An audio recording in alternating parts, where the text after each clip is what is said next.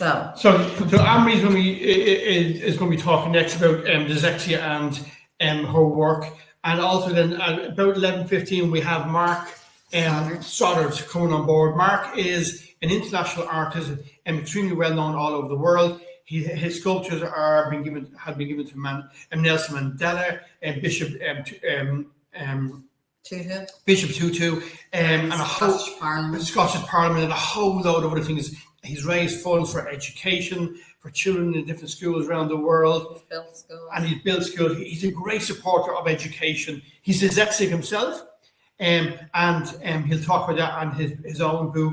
But he's a fantastic person to talk to. So Mark's coming on at about 11:10, 11:15. As soon as we see Mark in the green room, we'll let you know that he's there. Okay, so I'm Anne-Marie. I'm not dyslexic. I am ADD, something that I only discovered when I was training as a Davis facilitator 20 years ago. And I'm also very specific, so I prefer to stand up. So when I am speaking, because my brain just functions better when I'm standing. So I'm going to stand and I'm going to talk a little bit about who I am and what I do. I have to consult my technical advisor now to see if I need to move anything because I'm going to stand up. He's just running back. Mark, I don't like technical stuff. Mark does.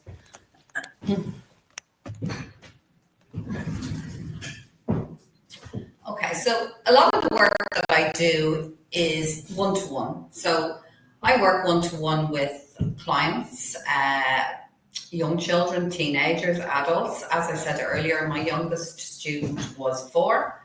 My oldest student to date was 84.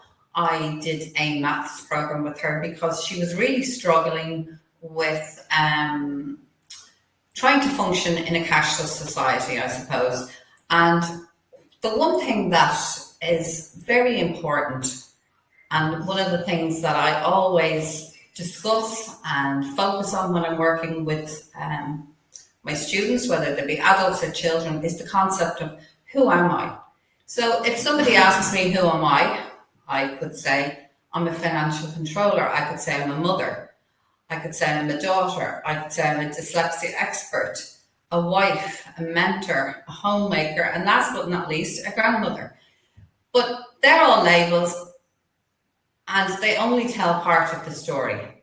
They don't tell you that, okay, I love reading, but could I sit down and read a book all day? No, I couldn't, because I need to move. I go out for 3 walks a day, driving my poor husband insane with my need to go and do some activity, or I go to the gym. What my favorite activity is skiing, and when I was younger, I liked to ski very fast. And I think one of the things, reasons that I liked that is because my brain is always very, very busy. And when you're skiing, your brain can't be busy because you have to focus on staying upright. So I often start off with my students and ask them to make a clay model of themselves. And before we do that, I'd say, can you tell me about yourself? Can you describe yourself? And for the vast majority of people, that's a very uncomfortable space. They don't enjoy speaking about themselves. A lot of them don't know themselves very well. Apart from one young chap I had a few weeks ago who actually came for an assessment, and he was super chatty, but he knew exactly who he was. He knew what made him tick, I suppose. He knew what affected his emotions. He knew what made him happy and what made him sad. But that isn't the case for the vast majority of people who come to me. So for the vast majority of people, how they feel about themselves, how their identity is made up of the opinions of others, maybe friends, families, school teachers. If they're adults, it might be work colleagues. So inside they might feel, right, I feel like I'm a happy person. I feel that I'm a clever person. But then they go into school or they go into the work environment. They might have worked, say you're an adult, might have worked very hard on some piece.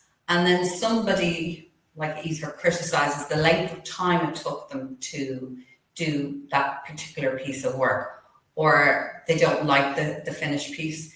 Now, if you're not dyslexic, sometimes you're quite good at taking criticism on board.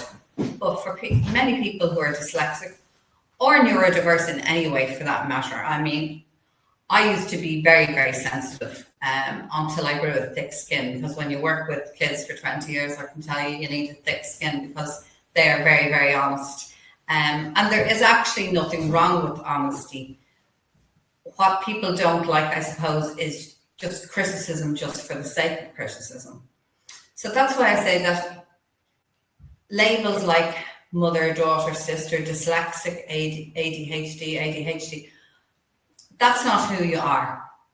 So who you are is how you learn, maybe. Starting off, when you're young, are you a visual learner or are you a verbal learner? And Mark is distracting me because he keeps walking around. So the vast majority of people who come to me and they say they're dyslexic, they have a negative connotation attached to that. They're not jumping for joy at the label of dyslexia. And why is that? Because they don't really understand what dyslexia is. They don't understand until I tell them that some people are verbal learners and some people are non-verbal learners. And they both require a different way of learning, or a different way of teaching. And for them, that's like very eye-opening. I explain to them that, you know, if you're a visual learner, you learn better with things that have images and pictures. If you're a word learner, you love words, you like books.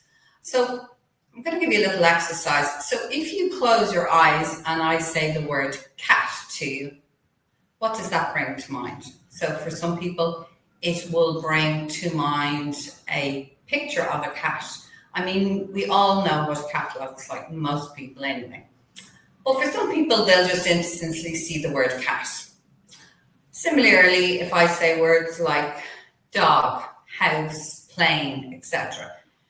Now, if you're teaching grammar, you'll know that they're all nouns. So they're all tangible, 3D things that you can see in the real world. So I can see a chair, I can see a table, I can see a tree. But there's a lot of other words that are not concrete, they're not tangible. They're words like if, and, which, where, like. There's over 200 of these words in the English language. They're actually the most frequently used words in a text. And these are the words that cause dyslexic problems. So if I asked you again to close your eyes and I said to you, can you visualize a picture for the word if? I'm not a visual person, but I can't think of an image for the word if, apart from some that my students have made with me during one of their programs. And it's this lack of picture that creates blank spaces for dyslexic students. And what do blank spaces create? They create confusion. And what does confusion create? It creates a lot of frustration. So you'll see a lot of kids coming out of school, having spent a lot of time in school, very confused. Some of them will be very upset, some of them will be very withdrawn. And over time, this confusion really impacts on the way that they feel inside, I suppose, and the way that they feel about themselves. And, you know, when small kids, they don't know it's affecting their confidence, they just know they're not very happy. So if I give you a sentence like, the wise old man sat down by the fire. Now, within that sentence, how many words are visual words, or words that would create an image in your head? So straight away I can see there's man. So most of us know what a man looks like. In fact, my 2 grandchildren, when you go for walks with them, they point out man, man, man. So most of us are okay with having a picture in our mind for the word man. And the second word that's probably a visual word is fire. So Most people, if they haven't seen a fire in reality, will have seen a fire on a movie, or they will have seen a picture of fire, so they can identify what the word fire is. But then some words in that sentence are very problematic if you're dyslexic. So the words the, by, down, sat, most of these create a problem for dyslexic learners. So I'd like to take a step back to before a child starts school. Someone's just ringing on the doorbell. And I know from my own experience, before my son started school, and he's the reason that I actually got involved in this work, he was a very happy, very contented child. He could entertain himself for hours. He was a great sleeper. He was the only good sleeper in my out of my 3 children. And he was always very relaxed in his own space. And he never complained about being bored. He would sit there, he'd play Lego, he'd play jigsaws. And he appeared to be like very advanced. He could do thousands of piece jigsaws when he was very, very young. He completed one when I went out one day for a walk with my husband.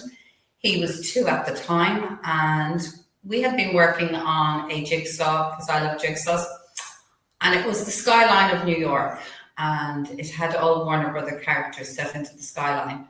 And I'd say I'd done probably 200 or 300 of the pieces. And myself, Mark, and my daughter went out for a walk, and Christian stayed at home. We had a Spanish au pair at the time. We were gone a very short time, and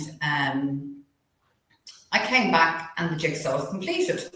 And I said, "Oh, Maria, did you complete the jigsaw?" And she said, "No, that was Christian." I mean, I was flabbergasted. So you can imagine my expectations were that he would go to school and he would be happy. His older sister had gone the year before, and she was perfectly happy in school. So I had no reason to suspect that he wouldn't follow along on the same path. But what I didn't take into account was the number of confusions. Some of these were brought on by our lack of awareness of what a young child, realizes about their environment. So his sister went to an all-girls school. He used to come in every day with me. He knew her teacher very well. And it was a nice, welcoming environment. Then, obviously, because that was a girls' school, he was going to a national school. So that was one mistake I made. He didn't realize he wasn't going to the same school as his sister. To a small child, he didn't recognize that there was no boys in that environment. And the ethos and the rules and the approach, everything was different in that school. So in her school, he could toddle into the classroom with her, chat to her teachers, and we could leave again. In the school I sent him to, you had to stand outside in a line with a bunch of little kids that you didn't know. Even if it was raining, you had to wait outside until the teacher came in. And the parents weren't supposed to go into the school environment. Now, that didn't work for my son, and my husband used to bring him in and sit him on the chair. But very quickly I realized that he was very unhappy. He looked very withdrawn when you'd collect him from school. He was very quiet. He was very shy at the time. And after a couple of weeks, he started pulling his hair, banging his head on the wall, all because of some letters to start off with. And then he started coming home talking about different sounds. And in the beginning, we used to think it was amusing. He didn't relate the sounds to the right letter. And there was also songs attached. So he would sing, "Da da da goes Fireman Fred." And in the beginning, we thought that was funny until we realized, well, something's not right here. He had never learned the alphabet, yet he was learning these sounds. He didn't know an A was an A. He didn't know a B was a B. So he had no way to relate these sounds that meant nothing to him to a specific letter. And he was using a program called Letterland. And if you've ever seen it, it's absolutely the most confusing thing I've ever seen. So inside each letter was a character. So inside the A was Annie Apple, there was an apple stuck in it. Then there was B, I think was Bouncy Ben. So for a dyslexic child embedded who can't see clearly letters in the first instance, there was these characters. So there was characters, there was sounds, there was songs, there was a whole lot going on. And then after the October midterm break, he came home with a little tiny plaster tin with what I would describe the world's smallest pieces of paper with what you would call probably sight words or the dodge list. I call them trigger words. And no matter what he did, he could not remember these words. Despite this, he was sent home with a reader. Now, the interesting thing about the reader is because he had a great memory, he looked like he was reading, but then he'd go into school the next day and he wouldn't have retained it. But while he was at home, he was able to read, like there was, I think, one sentence on each page. So, I mean, after my training, I did wonder why a teacher would, one, give a child a reader when they had no idea of the alphabet. They had no idea of the words that you had given them in this little tin to read. And so obviously he wasn't going to be able to read a book. And my husband went in and out of this school every single day. And I remember after Christmas, I think I said to the teacher that I didn't feel Christian was doing very well. And she said, "Oh, I meant to tell you that every single thing goes over his head." So this was around February, and she had every opportunity before that to mention that he wasn't doing well. And obviously we were very young at the time, and we didn't know that. We knew he wasn't happy. We knew he wasn't going at the same pace as his sister. But like in our eyes, she was the expert. What I later realized when I was taking him out of the school, and I had realized that Christian was dyslexic, did she think he could be dyslexic? And she said, "I don't know, because I know nothing about that." And to me, that was quite shocking, because if you have somebody who's not doing well, would you not do a bit of research, even if it's not included in your training? Anyway, what did I do? So I spoke to my neighbour who was a teacher. She told me, "Don't worry, it's a different learning method and different schools use different methods. He will be fine. It just takes time for some children." I waited a couple of weeks and he hadn't improved and he was more frustrated. So I went and spoke to the teacher in my daughter's school, and she had much more practical advice. She said, "Get his eyes checked, get his ears checked. If they both are fine, find an educational psychologist and get him assessed." And that's what I did. I went for a private assessment, I think around February, because I know Christian was 5 at the time, and had him assessed.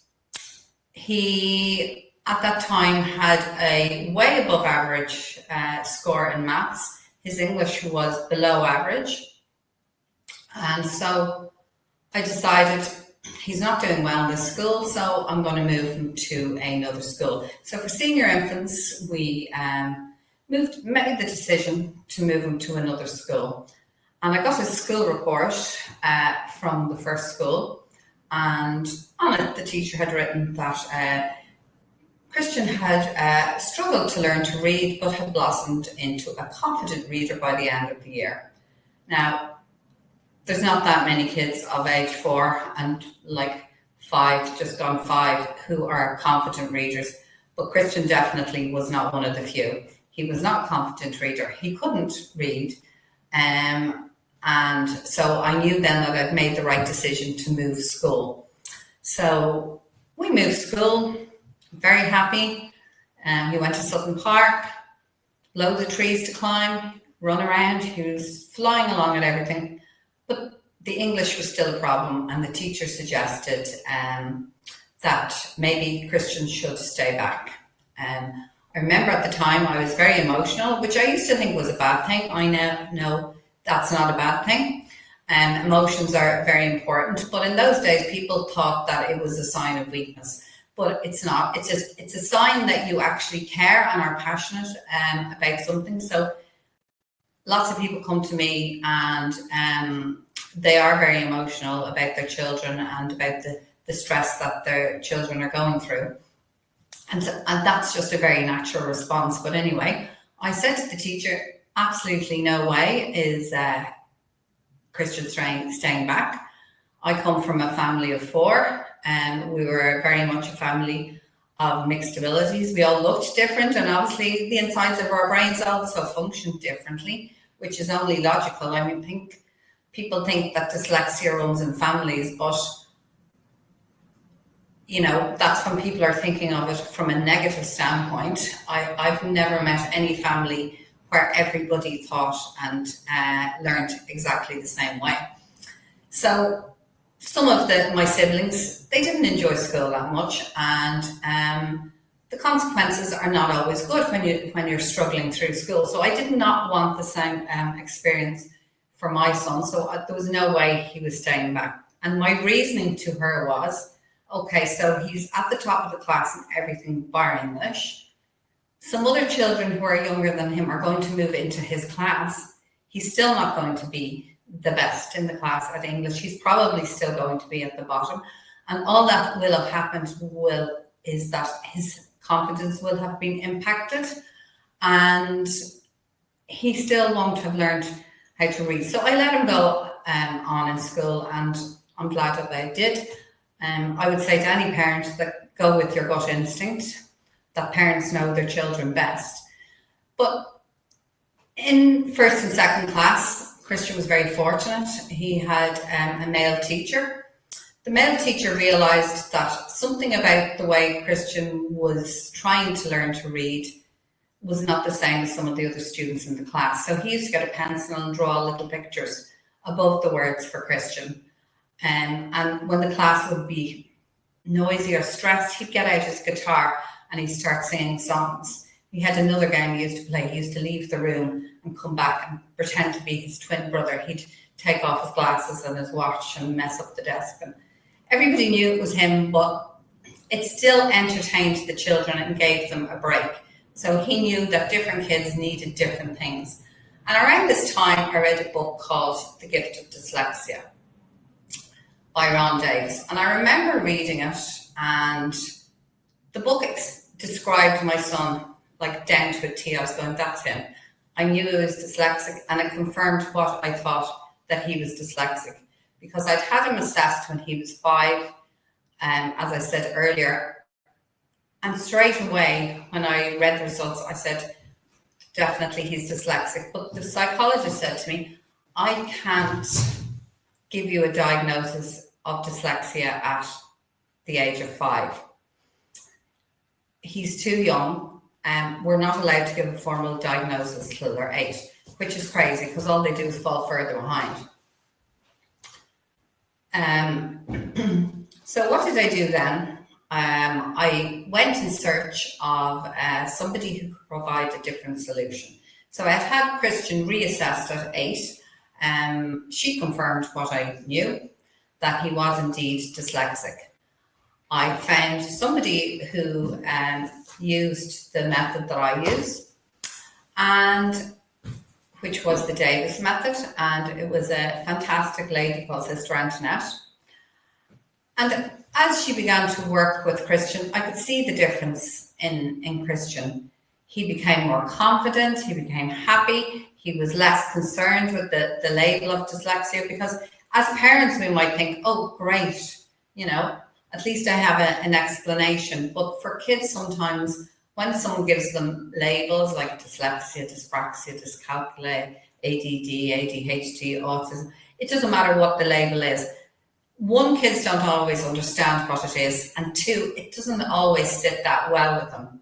So ever since, I then decided to do some training, first to support my son, and then I realized that this is just a fantastic solution. And so I kept going, and it took me about 2 years. And what I learned during that time, and what I've learned in the intervening years, is that the vast majority of people who are involved in the world of dyslexia are all kind, generous people, all willing to support each other, because it's actually quite a small circle of people. So I only started to go outside, I suppose, my own circle of my colleagues about 2 years ago. And what I found was that everybody else who's has the same end goal, I suppose, as me, and that is to support all young people. They're all passionate about mental health, about the effects that it has on a young person's mental health if they're in a situation where nobody understands how they learn. And they're all willing to help each other. And like that's demonstrated today by the caliber of the speakers that we have coming on after myself. So like this is our third conference. We did one in April earlier this year, and we did one a couple of years ago in the Grand Hotel in Malahide called the 4 Pillars of Education. And each time I reached out to speakers and asked them would they be interested in speaking, they were all like more than happy to do so, because they all realized that we all have the same end result. So I'm just going to end by telling you a couple of stories about students and how I connect with them. So the first story is about a girl who came to me for a maths program. She was dyslexic. No matter what I did the first few hours, the response I got was no. But I knew that this child wanted help, but you just have to build up some trust with her. So we did a lot of different things, and then suddenly I said, oh, let's play a card game. Played a few card games, and then I took out one that's a tables game. Now, and I knew that this could either go really badly or really well, depending on how good her memory was. So you don't have to know the answers, you just have to remember where they are. So there's a bunch of cards that say Q for question and a bunch of cards that say A for answer. And I think they're 4 times tables. We flip them upside down on the table, a bit like fish in the pond. You pick a question card and you pick an answer card and see do they match. Now, she also had another card that had all the tables, the questions and the answers beside. So she didn't have to know which answer was right. If you don't get them right, you flip them back up. You flip them back down, I should say. Now, my memory is not as good as hers, so I couldn't remember where the cards were on the table. But she remembered them very well. And that completely changed her attitude. After that, she was happy to, engage with the content of the program. And I had another child who was also dyspraxic, but he came to me for a maths program, interestingly enough, too. And he also started off by saying no, because I think that's the response that they use in school. Rather than get something wrong, they just say no. For him, my approach was different. He loved playing online games, and we discovered that he liked little play figures. He wasn't that good at manipulating the play, but during the week I helped him and we made a whole selection of gaming figures, and that's how I engaged him in the content. So the secret, I think, of working with children is you have to step into their world, see what they're interested in. They're all interested in different things. I had one child who was an expert on Star Wars, and he used to expect me to remember the line, who recited a particular line. And I used to say, my memory is not as good as yours, but I do enjoy those movies. So I've had a lot of experts in different areas to come work with me.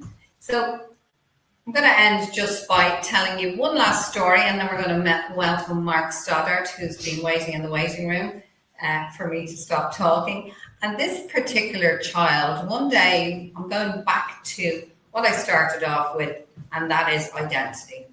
He was making a model of himself. I helped him roll the clay, because we work in clay in the program that I use. And he had it finished, and he made some hair, and I was rolling little strips for her. And he just put it at the front. And I said to him, are you not going to put any hair on the back of your clay model? I thought that this was just a choice. He was just making it and couldn't be bothered to make hair for the back. And he said, he suddenly went, oh, and he went like this, do I have hair on the back of my head? And I said, yes. And he said, oh, I didn't realize I'd hair on the back of my head. And I said, do you brush your hair? And he is, yes. So I got him a mirror anyway, and he was looking at one, put one behind him, and he goes, oh, I've never seen the back of my head.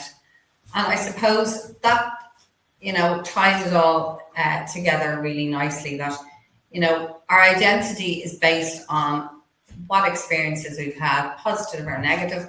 And so I'd appeal to all the parents out there that if your child is not doing well, don't let them develop a negative self-identity. Go and find something that works. So it could be working with me, it could be working with somebody else, but go and find that person that connects with your child and that's going to maximize the way that they learn. Because dyslexic people,